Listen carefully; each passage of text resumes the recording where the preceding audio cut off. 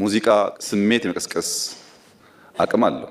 ራሳችን እንድንመለከት ያለፈው እንድናይ መጻኢ ተስፋችንን እንድንሰንቅ የሚያስተምር ነገርም አለው። ዳንስ ብቻ አይደለም ሙዚቃ። በጣም ምርጥ አርቲስቶች ሳይቸግራቸው ነገር የሚያጫጩሁ እንዳሉ እናውቃለን። ስለማናውቅ አይደለም። ድሮ እንደሚደረገው መዝጋት ስለማንችልም አይደለም። ግን አርት ነው። አርቲስት እና አክቲቪስት ልክ እንደ ድመትና እንደ አንበሳ ናቸው። ድመትና አንበሳ አንድ አይደሉም። በአማርኛ ዘይቤያዊ አነጋገር ግን ድመት እንደ አንበሳ ልትባል ትችላለች። እንደ ካለ ዘይቤ ነው። እንደ አንበሳ መሆን ያማራት ድመት ግን አይጥ የማደን አምሮቷን አሽቀንጥራ መጣል አለባት። እንደ አንበሳ መሆን ያማራት አይጥ እያደነች አይሆንም። አንበሳ አይጥ አያድንም። አርቲስት ቋንቋ አለው የሚኮረኩር ካስፈለገ የሚያስቅ ካስፈለገ የሚያስለቅስ ያን ቋንቋ ጥሎ በማንኛውም መድረክ ቋንቋ ከተጠቀመ እየወደቀ መሆኑን ማወቅ አለበት። አርት ብሶት ብቻ ሳይሆን ቁጭት የሆነ ነገር ነበረ፣ ግን ብሶቱን ብናወራ አርት አይሆንም። አሁን የሚያስፈልገን ቁጭት ነው። ለምንድን ነው ኢትዮጵያ ለማኝ የሆነችው? የኢትዮጵያ ፖለቲካ በጣም ሴንሲቲቭ ነው። እሱን ተውት። ማህበራዊ ጉዳይ ግን እኮ አለ። በማህበራዊ ጉዳይ አብዛኛው የፖለቲካ ልዩነት ያላቸው ግሩፖች ብሔርም ይሁን ሌላ ግሩፕ በማህበራዊ ጉዳይ የተሳሰረ ነው። ዘር ለምሳሌ በፖለቲካ ስታዩትና በማህበራዊ አንድ አይደለም።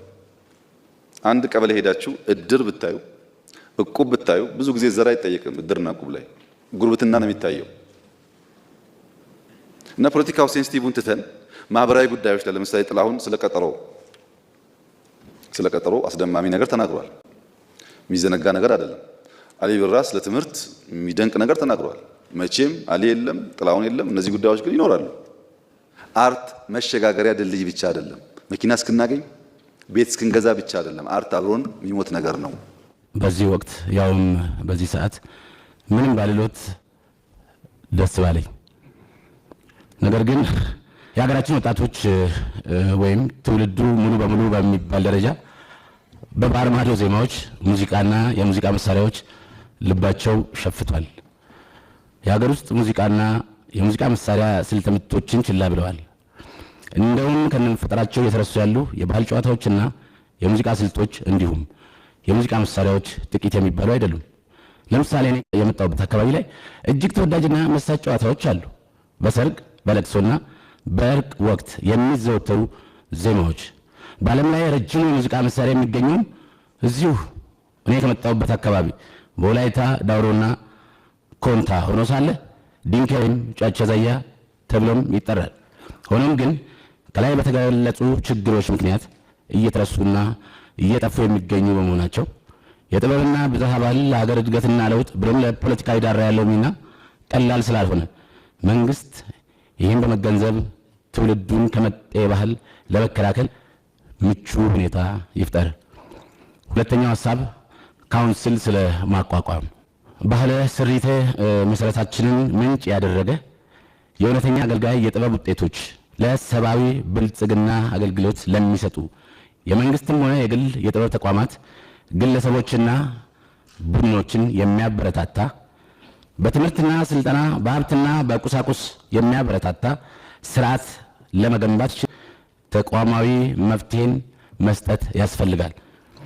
በጥናትና ምርምር የሚሰሩ ለህብረ ብሔራዊ ሀገር አንድነት የሚተጉ የጋራ ማንነትን ለመገንባት ለሚደክሙ ለራስ ባህል ክብር ለሚሰጡ ለሀገራዊ እድገት ለሚታትሩ የጥበብ ተቋማት፣ ቡድኖች፣ ግለሰቦችና ስራዎቻቸው እውቅና የሚያገኙበት ስራዎቻቸው ተደራሽ የሚሆንበት የሚያመቻች መንግስትና የጥበብ ማህበረሰቡ በጋራ የሚመክርበት ብሔራዊ የጥበባት ምክር ቤት ወይም ካውንስል፣ የፖሊሲ የጥናት ግብዓት የዘርፉን ሁለንተና በጥናትና ምርምር የሚያጠና የጥበብ አካዳሚ ተቋም ወይም ኮሚሽን ማቋቋም ያስፈልጋል። ለዚህም ሚኒስቴር መስሪያ ቤቱና የጥበብ ባለሙያዎች በጋራ እውን እንዲሆን ለማድረግ መንግስት የማይተካ ሚና አለውና ክቡርነቶ በዚህ ጉዳይ ላይ ሐሳቡን ቢያጋሩን አመሰግናለሁ። አርት የመጤ ባህል የሚከላከል ብቻ ሳይሆን የተደበቁ የኛን ምርጥ ባህሎች የሚያወጣ ነው። እንደተባለው ነው። መጤ ባህሎች በብዙ መንገድ ነው እየወረሩ ያሉት። በብዙ መንገድ ለሀገራቸው ጥቅም ይቆማሉ። ያላደግን ሀገራት ደግሞ ሳይከፈለን ትብብር ሳንጠየቅ የነሱን ገበያ በማፋፋም እንደክማለን። ለምሳሌ ኢትዮጵያ ውስጥ በጣም በርካታ ኢንፍሉዌንሰር የሚባሉ ሰዎች አሉ። የነሱን ኮንቴንት ብትመለከቱ ታዩታላችሁ።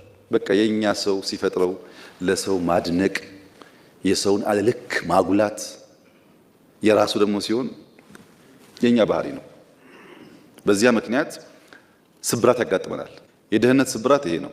በራስ መተማመን፣ ራስን ማክበር፣ የራስን መውደድ ሳይሆን የሌላ ማድነቅ ይጠናወተናል። የትም ዓለም ሰለጠነ ከተባለ ቀድሞ ይመጣው አርት ነው። አርት የኢማጂኔሽን ፓወር ስላለው፣ አርት ተፈጥሮን የማድነቅ የማንበብ አቅም ስላለው፣ አርት ያየውን ነገር በተለያየ መንገድ የመግለጥ አቅም ስላለው፣ በጽሁፍም በሙዚቃም በስዕልም የትም ዓለም ከዚያ መንገድ ውጭ ስልጣኔ ኢኖቬሽን የሚባል ነገር ከአርት ውጭ አልመጣም። ለምሳሌ ዳቪንቺ ኢማጂን ያደረጋቸው ነገሮች ያኔ ባይሳሉ አውሮፕላን እኮ የለም። አውሮፕላን በሆነ ጊዜ ስዕል ነው የነበረው፣ ሌላ ጊዜ ከትውልድ በኋላ ሪያላይዝ ተደርጓል። በሆነ ጊዜ አርት ነው፣ በሆነ ጊዜ ደግሞ ኢኖቬሽን ነው። እና አርት ማደግ ለሚፈልግ ለየትኛውም ሀገር እኛን ጨምሮ በጣም ወሳኝ ነው። ከአንደኛ እስከ 12ኛ ክፍል ድረስ አርት በካሪክለም እንዲካተት ተደርጓል። ከዚያ ውጪ በገነባናቸው ከ30 ሺህ በላይ መዋዕለ ሕፃናት መሰረታዊ የሚባለው ትምህርት አርት ነው፣ መሳል ነው። በስዕል የመጻፍ አቅማቸውን፣ ሀሳባቸውን የመግለጥ ልምምዳቸውን፣ ከሰው ጋር የመስራት ባህላቸውን እንዲያገሉ ነው። ካሪክለሙ ማስተማሩም እሱ ነው። የሚቀር ማቴሪያል እንደተባለው የመምህራን ብቃት ጉዳይ ይነሳ ይችላል። ግን ፋውንዴሽናል የሚሰራው ስራ ልጆች ከመነሻው ከታች ጀምረው አርትን ተገንዝበው ወደው እንዲያድጉ ለማድረግ ነው። በትምህርት ቤት እስከ ሃይ ስኩል ባለው ብቻ ግን አይደለም። በ10 ዩኒቨርሲቲዎች አርት ይሰጣል። መምህራን እዛ ውስጥ ነው የሚፈጠሩት። ከዚህ ቀደም በነበረው ሁኔታ እንደምታውቀው በአንድ ጊዜ ሁሉም ጋር ካሪክለም ስለሚሰራ በዚያ ልክ መምህር ማግኘት አይቻልም፣ ጊዜ ይፈልጋል። አሁን ግን 10 ዩኒቨርሲቲዎች ያስተምራሉ። ከዛ ያወጡ ሰዎች ደግሞ ያን አቅም እየገነቡ ይሄዳሉ። አዲስ አበባ ዩኒቨርሲቲ በዶክትሬት ደረጃ ጀምሯል። ይሄ የዛ ኮንቲኒቲ ነው። የዛ ከታች ጀምሮ የሚመጣው ሰው እንዳይገደብ በአርት አድጋለሁ ካለ ገደብ እንዳይኖርበት ለማድረግ ነው። ወደፊትም አቅም በፈቀደ መጠን ያ ጉዳይ እየተስፋፋ ይሄዳል። በእኛ በስልጠና ዶክመንቶቻችን፣ በውይይቶቻችን እናንተ የማታውቃቸው በሙሉ የአርት ጉዳይ ይነሳል፣ እንወያይበታለን። በዲዛይናችን፣ በስራችን ያ ካልተሰራ በቀር የምናስበው ጉዳይ አይከወንም፣ አይሳካም ብለን ስለምናምን ከመደመር በኋላ ስራዎች ጀምረን ሁኔታውን ካየን በኋላ ግን የመደመር ትውልድ ላይ ኤስቴቲክን ቫልዩ የማያደርግ ተፈጥሮን ማድነቅ ውበትን ማድነቅ የማይችል ትውልድ የምንገነባ ከሆነ የሰራነውም ይፈርሳል፣ አስፓየር የምናደርገውንም ማሳካት አንችልም። ስለዚህም ጥበብ እንደ ባህል ኢንዱስትሪ መታየት አለበት ብሎ ከገጽ 156 እስከ 76 ከ20 ገጽ በላይ የሚያወራው ስለ አርት ነው። እና አርት በመንግስት ብቻ ሳይሆን በየትኛውም መስክ መታወስ፣ መነገር፣ መዘከር አለበት። ለእናንተም ለእኔም አይደለም ለልጆቻችን ስለሚያስፈልግ ኢትዮጵያ ምን ትመስል ነበር የሚለውን ህልሞቻችን ምን ይመስሉ ነበር፣ ወዴትኛው ያዘነበላል የሚለውን በጥቂቱ ብንፈልግ አሁን በደርግ ጊዜ አብዛኛው የእርስ በርስ ጸብ ነግሶ ስለነበረ ለ17 ዓመት አባረ በለው ቁረጠው ፍለጠው አይነት ነገሮች ይበዙ ነበር ማጆሪቲው። በኢህአዴግ ጊዜ ደግሞ አብዛኛው የስደት ነገር ይበዛቸዋል። መቼ ነው የምትመጪው? ኢትዮጵያ መቼ ነው ትንሳኤሽ የሚታየው?